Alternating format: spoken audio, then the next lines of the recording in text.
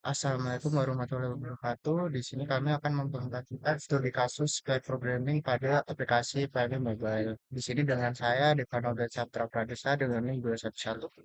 Dan saya Abdul Ali Zulfiq dengan NIM 365. Eh, jadi kami akan melakukan pair programming, yaitu pemrograman kolaborasi dengan aplikasi Penny Mobile. Apa sih aplikasi Penny Mobile? Aplikasi Penny Mobile ini adalah aplikasi pemesanan tiket laut secara online. Jadi dengan aplikasi ini dapat lihat jadwal, ikut perjalanan, memesan tiket, dan melakukan pembayaran secara digital. Jadi cukup cukup etiket saja tanpa tiket fisik.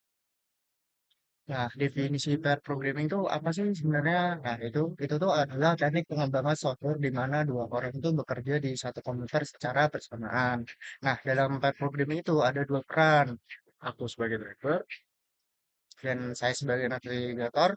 Nah, jadi aku sebagai driver itu adalah tokoh utama dalam implementasi logika dan UI dan UX dari aplikasi Peli Mobile. Jadi ketika aku dapat arahan dari navigator untuk menambahkan searching, untuk menambahkan jadwal kapal dan harga dan ranjang tidur, maka aku harus mengimplementasikan logika dan UI-nya terhadap aplikasi tersebut.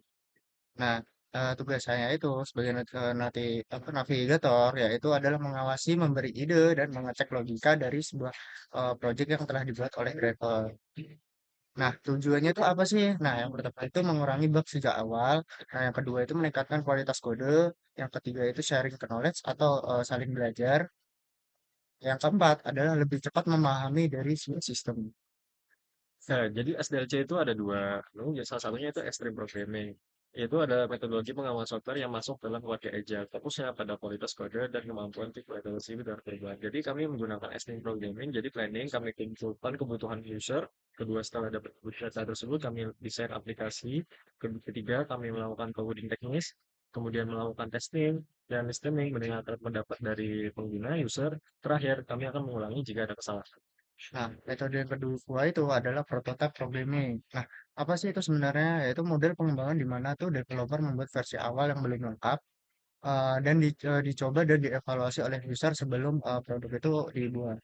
Nah, untuk alur kerjanya itu gimana sih? Nah, yang pertama itu mengumpulkan kebutuhan awal, yang kedua itu membuat prototipe cepat, nah yang ketiga itu membuat user itu mencoba dan memberikan feedback. Nah, yang keempat itu merevisi prototipe. Nah, yang kelima itu mengulangi sampai user puas. Dan yang terakhir itu membangun sistem secara penuh. Model mana sih yang lebih cocok untuk aplikasi yang kami kerjakan seperti kolaborasi ini? Metode yang paling cocok adalah prototyping model. Kenapa? Karena prototyping model ini kebutuhan user ini bisa berubah dan perlu validasi, terus kemudian tidak kompleks dan cocok untuk project pemula. Nah, di sini kami akan tanya jawab sebagai developer dan klien. Eh, Saya sebagai klien, dan saya sebagai developer. nah, eh, saya ingin membuat aplikasi transportasi antar pulau seperti Penly Mobile. Aplikasi ini itu nantinya digunakan untuk pemesanan tiket kapal, melihat jadwal, dan pembayaran online. Apakah itu bisa dibuat? Ya bisa. Namun saya ingin memastikan benar nih aplikasi ini buat transportasi publik. Selain itu, jika ini benar, maka saya akan menggunakan metode prototyping untuk mengembangkan aplikasi ini nanti. Iya, benar. Aplikasi ini tuh termasuk aplikasi publik karena ini akan digunakan untuk oleh banyak orang untuk melakukan perjalanan antar pulau. Nah, jika memang metode prototipe memang lebih cocok, saya setuju untuk menggunakan. Nah, eh, jika memang menggunakan metode prototipe, nah, gimana sih alur dari pengembangan aplikasi ini? Eh, Jalur pengembangannya itu pertama saya itu mengumpulkan data dari klien kebutuhannya aplikasinya gimana sih, kemudian saya membuat prototipe atau desain awal. Setelah ada prototipe saya tunjukkan langsung pada Anda. Kemudian setelah itu saya mendapatkan feedback dari Anda. Kalau ada kesalahan saya lakukan perbaikan.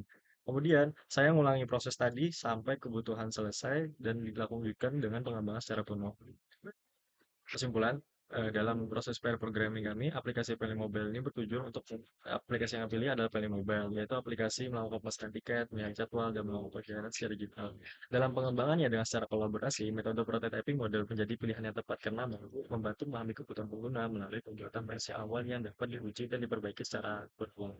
Dengan pendekatan ini, aplikasi yang dihasilkan akan lebih sesuai dengan kebutuhan user, lebih efisien, serta minimal kesalahan sebelum sempat tahap sistem secara tenang. Sekian presentasi dari kami. Assalamualaikum warahmatullahi wabarakatuh.